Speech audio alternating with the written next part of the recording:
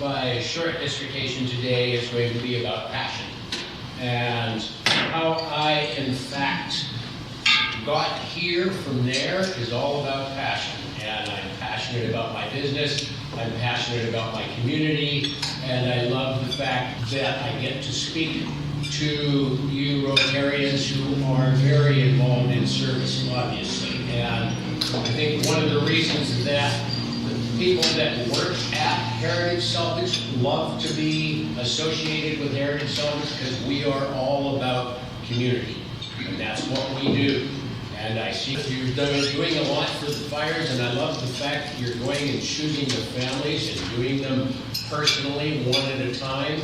We've had over 25 calls from people that either bought our furniture or had redone their houses with our stuff and were bending over to help to make something happen. And at the end of this, I'll tell you a little bit about the fundraiser that we've begun that started at Fan Fest with the San Francisco Giants, signing a home plate table, and we're calling our fund the home plate because so many people lost their home plates in the fire, and we're going to make a difference in a sort of a different way. And then instead of going back to this sort of very long story of how I got here from there 68 years ago, I am going to briefly walk you through some snippets of videos that I've done in the last 7.5 years. Now, 7.5 years ago, on October the 10th, 2010, on 10/10/10, we had an event at Heritage Salvage called the Pyramid Party, and it was a fundraiser for Danny Cox. And that was the first time I met a gentleman in the back, Sebastian, who was at that point playing with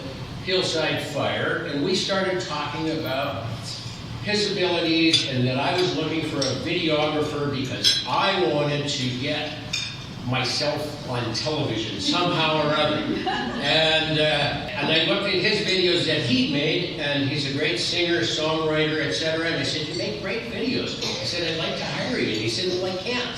And I said, "Well, what do you mean I can't?" And he said, "Well, I'm making sandwiches for Mr. Pickles." And I'm going, "Geez, Sebastian." And he says, "I can't bail on her." And so then I went and said, "Geez, Krista."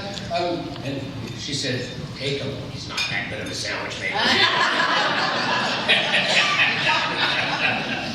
So Sebastian and I started making these videos. Now in 2010, I did something else. I started advertising with the San Francisco Giants. And of course, 2010, 2012, and 2014, they won World Series championships. Each year I make a table that goes down there and lives its life at AT&T Park till the last game of the year. And it goes outside in front of the public house, and all the players sign it. It was just at Fan Fest, and they all signed it. And I wanted to make a table for somebody that's a San Francisco Giant. Well, my wish for a television show and my wish to make a table for a San Francisco Giants both came true this year. We're making a table for Mark Melanson, our closer, and our national television series on DIY Network will be airing this spring.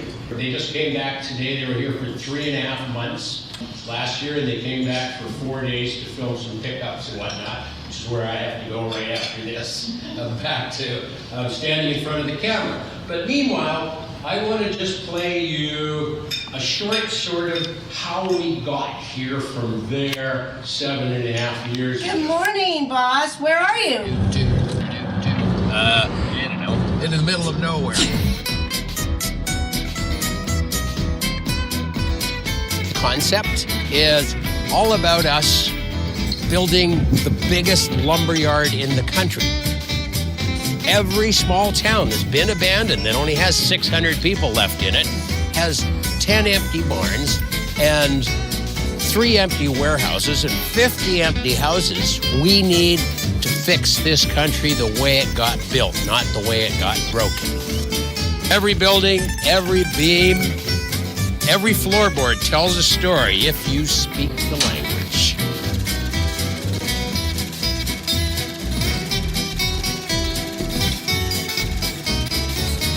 The house was built 1865. Cats and rats, skeletons in there.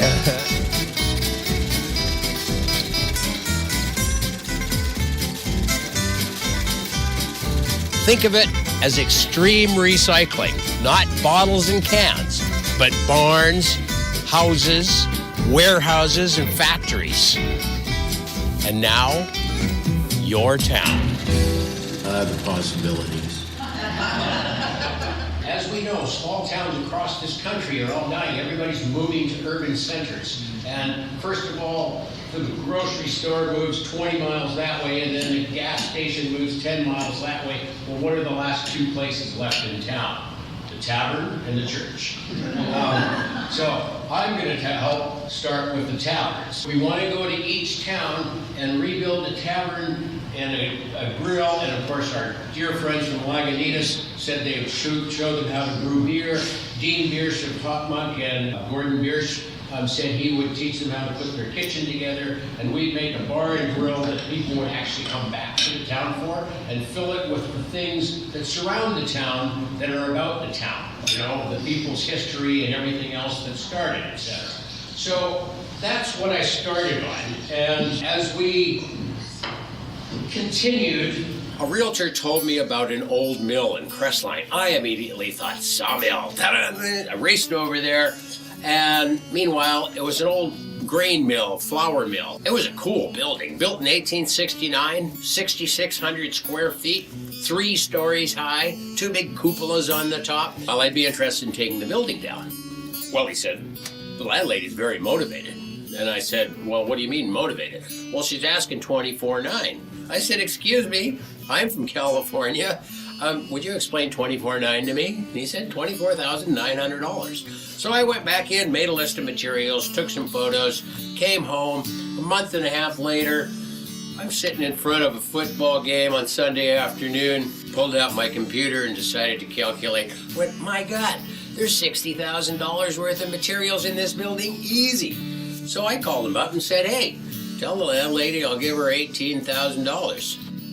She took it. So $18,000, it cost me about $11,000 to completely dismantle the building, taking everything apart. I sold all of the parts of the building for $64,000, and then I sold the land for $11,000 after I was done. And so Crestline was very good to me, and that's where I met the Midwest. And the Midwest is just an amazing plethora of places and stories and beautiful ancient barns that need to be repurposed because they're falling down. And that's where I started. I opened a little warehouse in Sandusky, Ohio, and one in Wisconsin. And we started doing how-tos.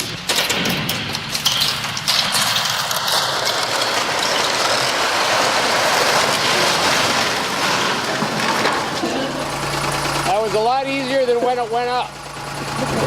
The segue from a couple of pieces of wood at the bottom of the debris pile. Ooh, that looks like a good one. Redwood? All right. To a hat rack presented to the beautiful Amanda Lynn, representing the design department at Gurin Brothers Hats. It was a very fortuitous moment that Amanda Lynn came to the yard looking for materials for the new shop, because Gurin Brothers was beginning to expand all across the country, and it's the oldest hat shop in San Francisco. And she, of course, realized I was wearing a Gurin hat, and then as the designer, I just started every couple of months, I'd get another 3 Gurin Brothers hats in a box. This was like, yeah. And now, my girlfriend, my daughters, all my sisters, they all were wearing Gurin Brothers hats, and they get pilfered all the time. The television DIY network decided they really liked me wandering around in a fedora, taking down barns and doing various things. So gradually, this character known as Bug. Hey folks, I'm here with Ethel. She retired in 1993. One more time. Hi folks, I'm here in Oro Bottle, Nevada, to introduce the next segment of Reclamation Road. A winery pays in the range of $600 to $700 for each coopered barrel. A few years down the road, all of a sudden they cannot use it anymore, And here, in fact, is another way to repurpose wine tanks.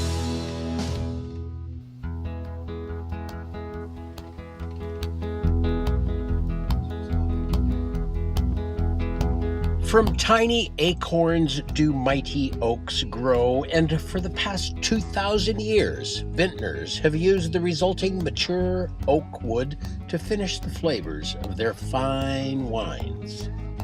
Napa's Robert Mondavi is credited with experimenting with various oaks and barrel styles, although aging wine in oak stems from before the birth of the Roman Empire, and we know they like their wines.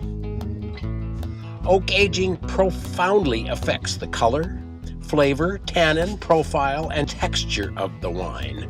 Oak chips or oak staves, also known as flavor sticks in our lingo, are used in great stainless steel tanks to flavor it with oak. Wooden barrels made of French white oak last from 5 to 7 years, the barrels imparting additional qualities to wine through evaporation and low-level exposure to oxygen. Wine barrel making, called wet cooperage, is a job for the finest craftsman or cooper.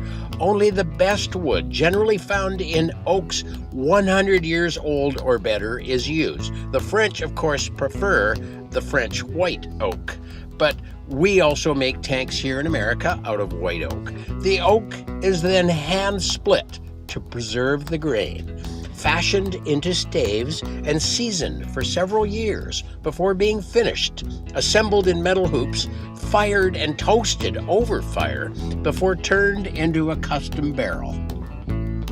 And that, ladies and gentlemen, is where your wine sits if your winery loves you. Reclamation rules come to your town. So you can tell that was filmed a while ago because now the wine barrel, when they buy new wine barrels, they're anywhere from $1,200 to $1,500 each. Then they usually be anywhere from 7 to 10 years, and then I get them and sell them for $65. But meanwhile, Reclamation Road and the tune you heard in the background is a song I wrote for Reclamation Road called Empty Denim, and then Sebastian put it to music and sang it. I'm the guy that sings all those off-key commercials. Although Sebastian does tell me that I can sing perfectly on-key with my off-key self. I named my company Heritage Salvage because I'm just as thrilled about the heritage as I am about the salvage. You know, whether it's buildings or boats, wine tanks or floats, bleacher boards or dairy barns, they all come loaded with fascinating yarns. Everybody that I hire at Heritage Salvage are not just artists, but they become storytellers. And so when you come to the yard, it's either you pay for the story and I'll give you the wood for free, or you pay for the wood and I'll give you the story for free, one of the two. And everything's got a story, and everybody, I know so many of our clients that love the fact that they have a long story as a table that will last a lifetime, and they'll be telling their grandkids that same dang story that I told them in the beginning. And that's what it's about. It's, you know, we all love a talking story, and I'm sure that there's a lot of talking stories in this. Right, redwood bark things, right? And inland, that was along the coast. Inland, they lived in earthen houses. Right. And then what about the Choctaws? Did they live in teepees? Oh, no, we had cabins. We had We had cabins. You're like the uptown Indians. Cabins for 200 years. And they're all Baptist. So that was George Snyder. Beautiful, beautiful man. Dear friend, passed away a while ago. He wrote the very first big story called Barn Again that was a 3-page story on the cover of the San Francisco Chronicle. And it certainly jump-started Heritage Salvage and my business and where we were wandering from then. George, I wanted you to be here, but George, Well, Bud, thanks a lot, buddy. Good to and see you now again. I'm going to tootle on down the coast. Well, good and go traveling. visit Mr. Lloyd Kahn. they say hello to Mr. Conklin. I Take certainly care. will. Thanks, George. Bye.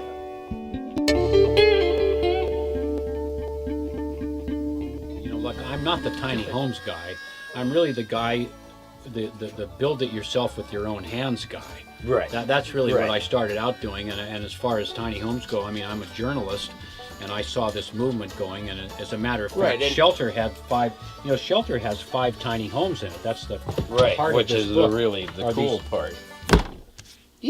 So there's a library for you.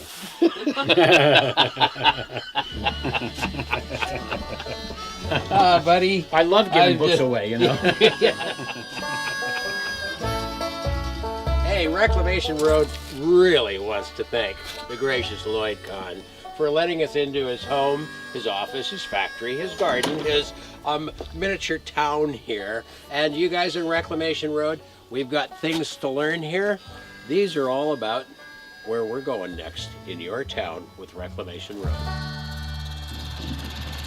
So, I don't know how many of you are familiar with Lloyd Kahn, but he is a fabulous little dude, and his books are amazing. I read Shelter. It became my Bible in 1970.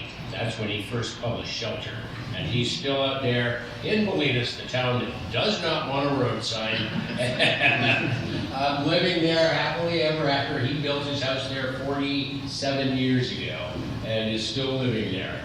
And it's the blessing of Heritage Salvage and the fact that so many people love not just stories, but all the rewords, as in reuse, repurpose, reclaim, etc., is become my beautiful networking tool. That and the fact that I've had a few radio shows along the way, and I make videos, and I talk on the radio with Marty Lurie and the San Francisco Giants, and all of those things kept this sort of snowball of sustainable enthusiasm. The beauty of wood in the state of pleasing decay is one of nature's special masterpieces. And Eric Sloan has written some beautiful things. Now, we climbed up on the roof while 3 walls still held the sheer strength of the barn, and the Flying Diaz brothers popped all the roofing.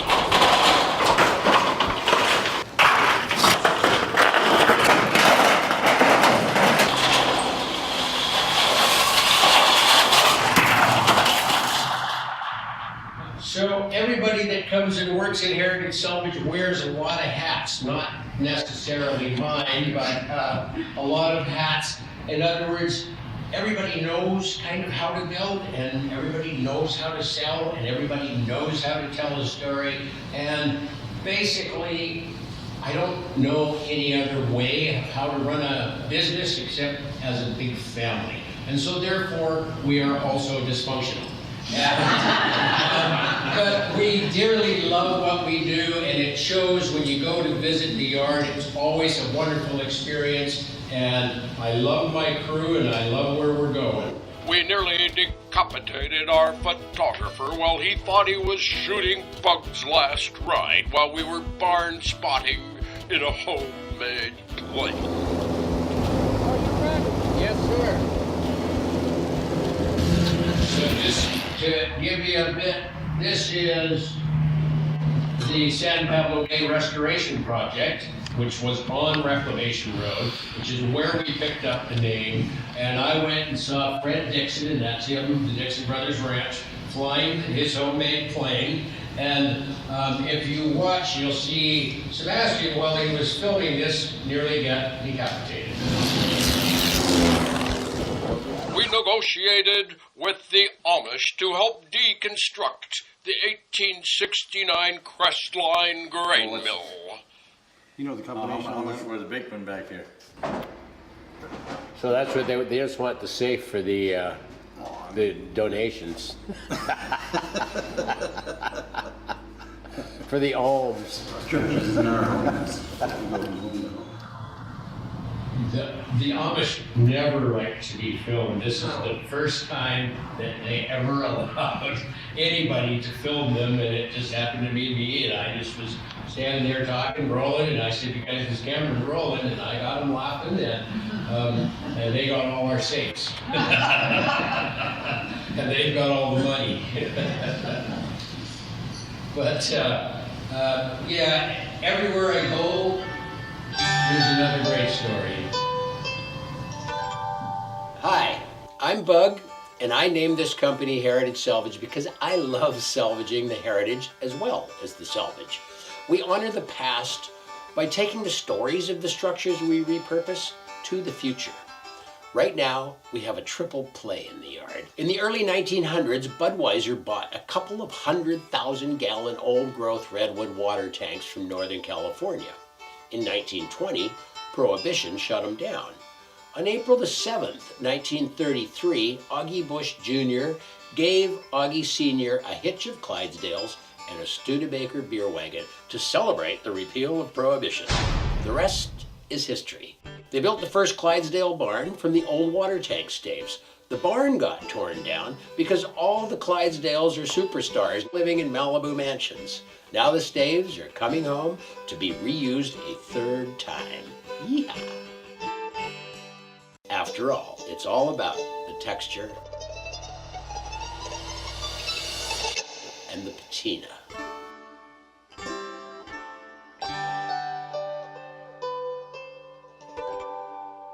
So that story got me 10 minutes on KNBR during a rain delay when Marty Murray texted me and said, "Look, we're in a rain delay. Call me and tell me the story of Clydesdale wood."